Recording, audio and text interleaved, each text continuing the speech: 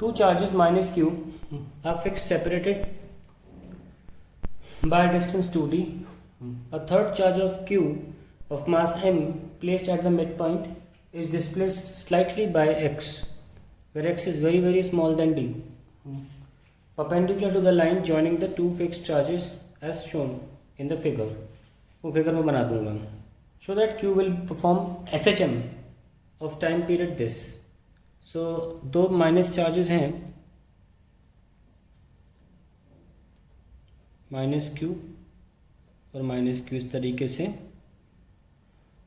ठीक है. उनके बीच की दूरी 2d है. बीच की दूरी कितनी है? 2d.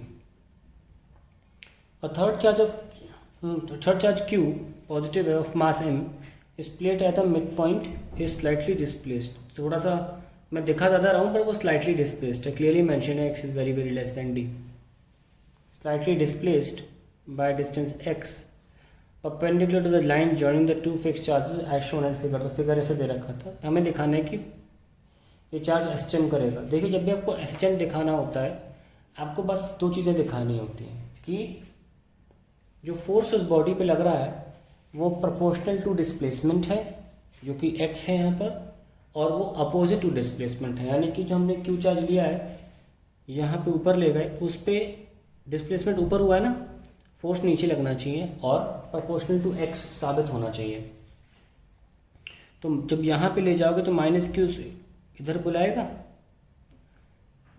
ठीक है, और ये माइनस क्यू भी उसी फोर्स से इधर बुलाएगा अपने पास, ठीक है. अब डायग्राम में शायद यही थीटा दे रखा था, ठीक है. तो अब हमको यहाँ पर ये फोर्स कैसे लिखें? ये वाला हो जाएगा एफ साइन थीटा, ये वाला भी हो जाएगा एफ साइन थीटा, और ये दोनों जुड़ जाएंगे. दो ही चार्जेस हैं, दो फोर्स जुड़ जाएंगे, तो एफ नेट आ जाएगा 2f कॉस थीटा, ठीक है. अब हम ये f कैसे लिखें? देखो एफ नेट लिख लो इसको. F net is equals to 2. What is F? के कभी माइनस साइन लगाते नहीं है ना, हम डायरेक्शन ऑलरेडी दिखा रहे हैं. क्यू स्क्वायर अपॉन ये छोटा डी 1, ये x, तो ये क्या होगा पाइथागोरस से x square plus d square.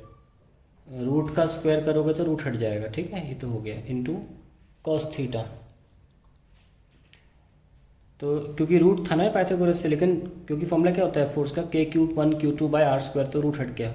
Cos theta क्या है? बेस x अपॉन हाइपोटेन्यूज ये रहा x square plus T square, ये हाइपोटेन्यूज है.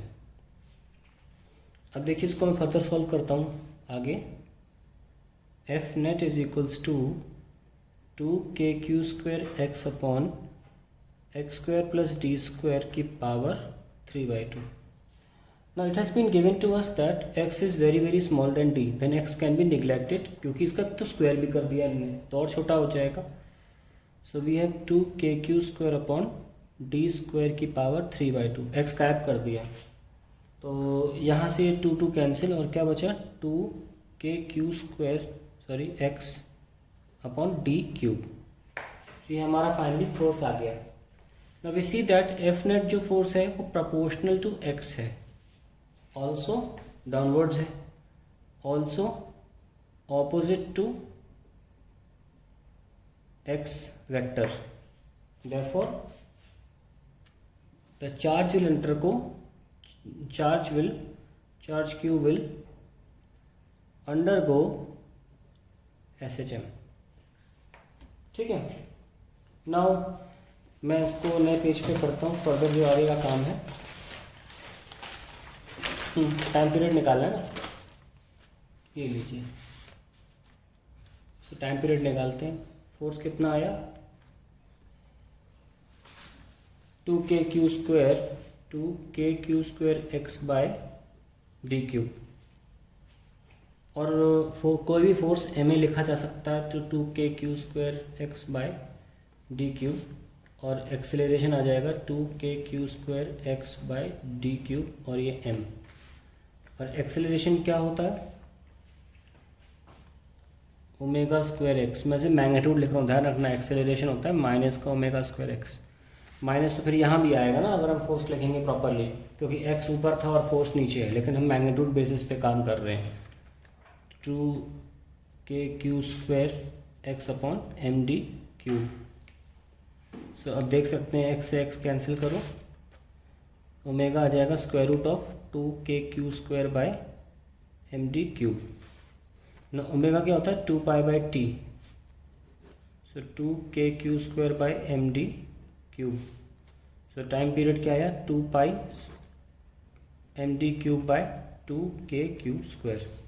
आ गया आपका आंसर। आपको सिर्फ के रखना है, उठा के ऊपर रख देते हैं तो मैच कर जाएगा जो चाहिए उन्हें। ये लो 2 पाई अंदर ले जाओ, 4 पाई स्क्वायर 1 के अंदर जाएगा। के क्या था 1/4 पाई एप्सिलॉन, तो 1/k क्या होगा ऊपर 4 pi epsilon. M D cube maintain रखो अपॉन 2q स्क्वायर। ओके, ये काट दो, 4 2 ज़ा 8, ठीक है, pi square into pi cube epsilon M D cube divided by Q square. आ गया टाइम पीरियड, ये रहा टाइम पीरियड, सब कुछ वही है। 8 pi cube epsilon M D cube q square, और पावर हाफ का मतलब होता है स्क्वायर रूट। सो ये क्वेश्चन भी हो गया। ये इजी क्वेश्चन था, ठीक है, और इसमें ज़्यादा कुछ करने के लिए था नहीं। हम इतना ज़रूर कर सकते हैं इस पे, पता नहीं क्या कोई क्वेश्चन एग्ज़ाम में कभी कल को एमसीक्यू फॉर्म में जेई नीट में आ जाए तो आप एक काम कर सकते हो। इसमें जेन्युइन चीज़ तो बस एक ही दिख रही है मुझे, 8 pi cube epsilon M D cube, नीचे क्यूब बाहर आ सकता है ना, तो कल को मान लो, क्योंकि बाकी चीज़ें कांस्टेंट है, डी कांस्टेंट है, एम कांस्टेंट है, एप्सिलॉन कांस्टेंट है, 8 और पाई क्यूब तो नंबर्स होते हैं। क्या पता कोई ऐसा क्वेश्चन आ जाए इसमें आपको ऐसे ऑप्शन दिया जाए, time period proportional to charge, inversely proportional to the charge, तो मैंने लिख दिया ऐसे, क्या पता ऐसा कुछ क्वेश्चन आ जाए, तो आप ध्यान रखिएगा इसका ऐसा रिजल्ट। और पता जब भी कोई क्वेश्चन किया करें ना अच्छे, उनमें से अपने आप ही रिजल्ट निकालने की कोशिश किया करें, बहुत सही रहता है।